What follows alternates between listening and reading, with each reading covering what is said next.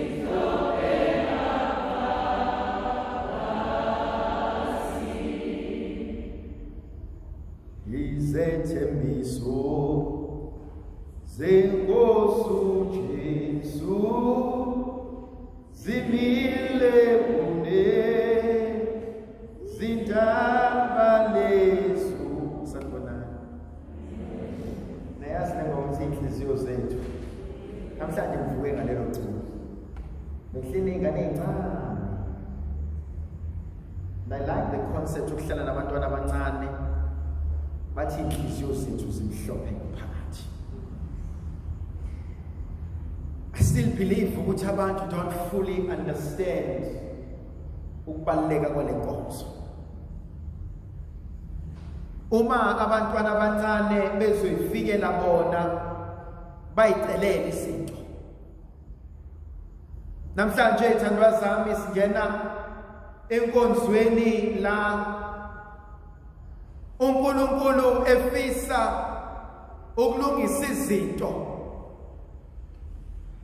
efisa ukwamkela iqulu labantwana bakhe, afise ukuba bahlale naye, kodwa bahlale naye sebephelelisiwe zonke izinto zabo. uNkulunkulu namhlanje neinkonzo mhlambe ezimbili noma ezintathu engimbona efisa ukusenzela zona. Eyoqala ufuna inkonzo yokwelapha isidalwa esingumzali,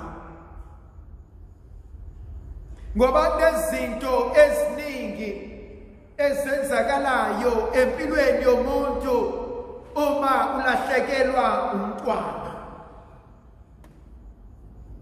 Miningi nemibuzo oyibuzayo kuJehova, ziningi nezinto ezishiwa abantu. Kunabantu abazothi mabelahlekelwe umntwana, kodwa Nkosi kungani mina? Kungani engathi wena Nkosi awilaleli imkhuleko yami? Kungani engathi wena Nkosi awulwazi usizi lwami? Khona abanye abantu abathi bangalahlekelwa abantwana, and they will say a part of me has died, and it doesn't matter ukuthi bangaki abaphilayo, kodwa akekho oyoke avale isikhala saloyana. Whether lowo mntwana umaze for 9 months eswini, whether lowo mntwana umbone stillborn, whether lowo mntwana umaze wangabuya esibhedlela, whether lowo mntwana ukhulile wahlala nawe, kodwa no one can ever replace a child in a parent's heart. So namhlanje uNkulunkulu ubuka usizi, ubuka ukubalisa, and probably umzali unyaka nonyaka iyakhula iminyaka, athi umntanami manje ngabe useneminyaka emingaka, umntanami manje ngabe useyagaqa. Have you ever lost a child kodwa umnganakhe athole uthola ukuthi benizobeletha kanye kanye? And so a great part of you is in pain. Awukwazi ukubongela umngani wakho ngenjabulo ngoba uyayibuza ukuthi washonelana wami, waphila kodwa wakho. And enhlizweni yakho kuhlezi kusho ukuthi ngabe lo wami usengaka. And so iphathi yokuqala mhlawumbe engifisa ukuyibuka ekaNkulunkulu othi ngiyabona usizi lwakho. Ngiyazibona inyembezi zakho. It's not ukuthi uNkulunkulu is immune, or it's not ukuthi uNkulunkulu is deaf to our pain. But also ngibuka umntwana ohambe mhlawumbe semncane, kodwa bese buyela uNkulunkulu ezulwini. uNkulunkulu amnikeza ithuba lokubuka. Mabehleli bexoxa athi uNkulunkulu uyabona lo yakho, athi nangu uma wakho, athi nangu baba wakho. And ngimbuka lo mntwana egijima mhlawumbe eyohlala uNkulunkulu athi Nkosi uma ngimuzwe ecela ukuthi, ubaba ngimuzwe ecela ukuthi. Ngiyakholelwa lokho kunezinto uNkulunkulu azosipha zona because engafuna ukuphoxa abantwana bethu. Noma mina ngingafanele, noma mina ngingenzanga kahle, lento uyibona uma ingane iyoxolisela umama kugogo, uma ingane iyocelela umama nobaba kugogo, uyibona ingane sisondela ithi awugogo bandla ukudabukela umama, awugogo bandla awusiza umama, awumenzela ukuthi how much more isiNkulunkulu.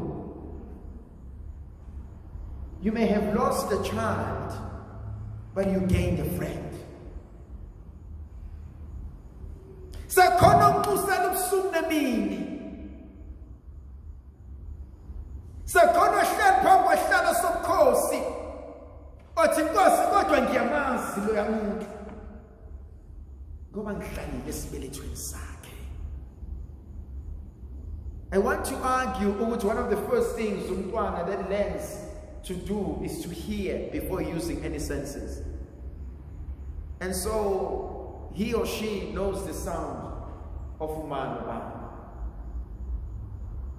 Inkonzo engifuna uqala kuyona inkonzo yokulapha amanxeba. But ithandwa zami ngivumelene ukusho ukuthi kwesinye isikhathi njengomzali you blame yourself. I should have done this. I shouldn't have gone there. I should not have done this. You only realize ukuthi but sabantu siyehluleka. Ukube bengihlaza usuku isele liyafika ngayo bengeke ngiphume ngishiye umuzi wami. Ukube bengazi ukuthi lo mntwana inkosi izomthatha ngabe inkosi ngikhalile zangenzeka izinto ngaleyo ndlela. Maybe that's a second point engifuna ukisho. Stop blaming yourself. It's easy and it does not help anyone else. I have seen in Shado uhlukana after a child was lost. I have seen in Shado go through a crisis when one blames this and the other one blames the other one. When one says, but you were never there. And I think don't blame yourself. Kunezinto that are beyond human control. I do not understand why umntwana eshona, but I do know ukuthi uNkulunkulu usuke khona. Enye into engifisa mhlambe ukhuluma ngayo in the process of losing everything. Ngifisa ukhuluma mhlambe ngalona othenga ukuhamba empilweni wachitheka umntwana. Uma Nkosi bengabuka izono zethu, Nkosi ubani obengasinda? If you, O Lord, should mark our guilt, Lord, who will survive? Psalm 139. But when I go sick to Lagala, young entertainment. Tadwazami, abanye bethu banezono zokusha. Sinamaphutha anganeno. Abanye sasenziwa ubungane, ungazi, ukusaba, unganaki. Namhlanje uNkulunkulu wants to remove the guilt. Namhlanje uNkulunkulu uthi isono sakho sixolelwe. Uthi obhala kahle encwadini kaMikha athi bheka ngiyakuyithatha izono zabantu bami athi ngoyiphosa olwandle lokulibala. Athi angisophinde ngizikhumbule. Namhlanje kuyavuka enhlizweni yami ukuthi umntanakho uzokabuke asmile athi kade ngadlula lapho. And my prayer in this mess ukuthi emva kwalezi nsukwana ungaphuphi ukugona umntanakho and be at peace with yourself. Kunezinto, kunegameko ezidlulile kuzona njengabantu esingeke sakwazi ukuyixoxela abantu. Kunezinto esiyongena nazo egodini kodwa namhlanje kuleli misa lingcwele phambi kwaNkulunkulu nendlovukazi yezulu sizothi Nkosi dala konke kube kusha. Lungisa moya ongcwele okusihlulayo thina ngobuntu bethu, wena ngomusa wakho senzele. Kungenzeka ukuthi asibazi bangaki, asikho futhi isidingo sokubazi ukuthi bangaki. Okubalulekile ukwazi ukuthi namhlanje ngixolelwe. Namhlanje ngingakwazi ukuphila uNkulunkulu ngazi ukuthi umntwana wami, abantwana bami ngibathuleke indlovukazi yezulu. Ngiyothanda lo mkhuleko sibalekela kuwenqaba lethu athi msana ucela wakho athi ungadeleli umncane sisenkonzweni yokuxakeka. Khona ezinye izinto ngesintu ezithi mase sisikhathaza, ezithi mase sixakekile, angikwazi ukuxoxela uma, angikwazi ukuxoxela ubaba, angikwazi ukuxoxela wawethu, kodwa ngizobaleka ngesakwazini esugogo. So namhlanje uMaria uzodlala inkonzo yokuba ugogo. Ngizoke ngikhuphukele eLathini, ngizoke ngikhuphukele endlini kagogo, ngithi gogo kunendatshana engicela ukuxoxela yona. Thandwa zami namhlanje uNkulunkulu ufisa ukupholisa amanxeba, ufisa ukuhlambulula amaphutha ethu nokuthethelela izono zethu. Khona lo mfana lo engafuni nimsabe, ungumfana omncane lo, uSathana, umfana omncane uSathana. Bomtshela uSathana ukuthi ungumfana, uSathana akaxoshwanga ezulwini Jesu. uSathana waxoshwa uMikhayeli ezulwini. uJesu akawastanga isikhathi sakhe kuSathana. uNkulunkulu Baba akawastanga isikhathi sakhe kuSathana. Umoya ocebile awastanga isikhathi sakhe kuSathana. Wathumela nje uMikhayeli yedwa, waqhamuka nje induna yethu yasezulwini. Ngakho kubalekile ukukhuleka uMikhayeli ocebile induna enkulu yasezulwini sivikele inkosi naseyithweni zikaSathana. Siyacenga sithobile uNkulunkulu akamnyama. Wena ke induna yasezulwini ngamandla kaNkulunkulu akumphosa sikogwena uSathana emoya yonke embithi. Izulu azule emhlabeni, izulu lokubhubhisa imiphefumulo yabantu. Ungavumi uSathana uzokukhumbuza izono zangemuva. Athi wena wenza ukuthi awukufunda inkonzo yokuqoshela usathane uthi yebo ngakwenza kodwa uNkulunkulu kade asithethelela leso sono.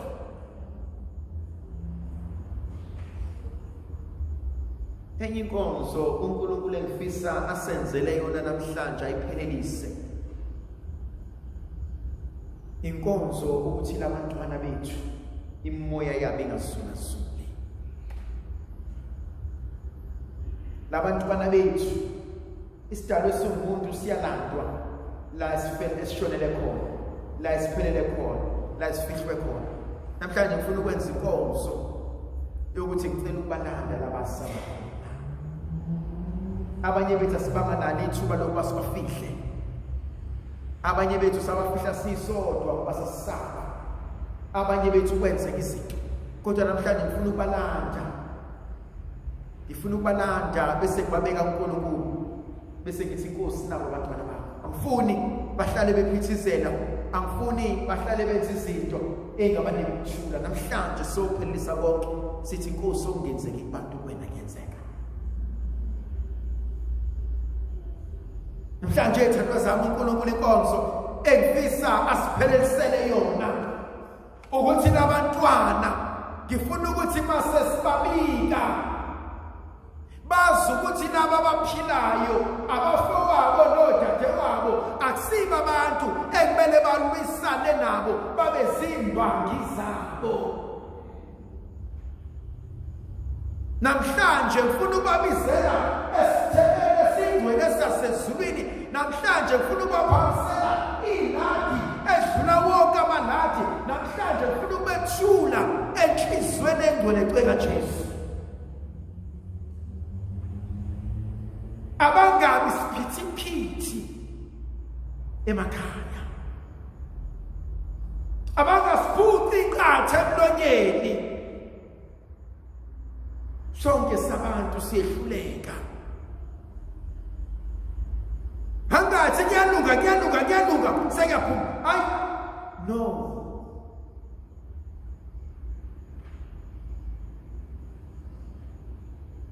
Uma kukhona abalala inhliziyo zabo itshekile. Uma kukhona abalala bekhala. Namhlanje ngiyabageza nawo nje. Uma kukhona namanje abanamathele kubazali. Kuze kube ngathi abazali bayasindelwa, kuze kube ngathi abazali banesilwane kade sazanya sigezwe sihluleka.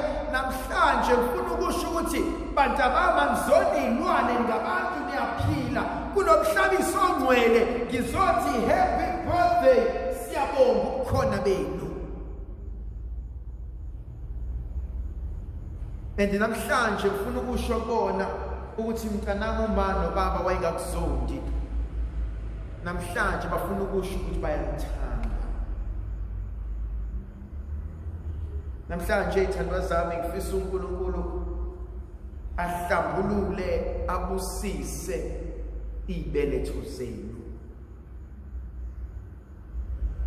Khona abanye abangasakwazi ukuba bathole. Bayayigxeka ukuba Nkosi angikwenzanga okube Nkosi kwenzeka kanje ngabe mhlambe kunje manje. Ngifuna uNkulunkulu othi angasambisa isibusiso angasibuyisele emuva. Ngifuna ukumkhumbuza ukuthi Nkosi uke wathembeka emandulo. Uke wahamba noShadrach noMeshach noAbednego. Namhlanje usangahamba nathi. uNkulunkulu somandla makabe nani makanibusise. Makabusisa abantwana benu. Makabusisa imizi yenu. Makabusisa ukuzama kwenu. uNkulunkulu somandla makafihla ihlazo lethu emehlweni abantu. uNkulunkulu somandla makasidale kabusha. Asiphe ayesidalela ukusipha wona. Idalwe ezinhle ezimhlophe ezinhle esithebensini masibamukela abantwana. Ndlovukazi yezulu mayibadonse ihlale nabo. uNkulunkulu abavezela umusa. Mase besondele babe lidlozi elihle labantwana. elenza umsebenzi wenzeke ngegama likayise benendodana nomoya oqinileyo.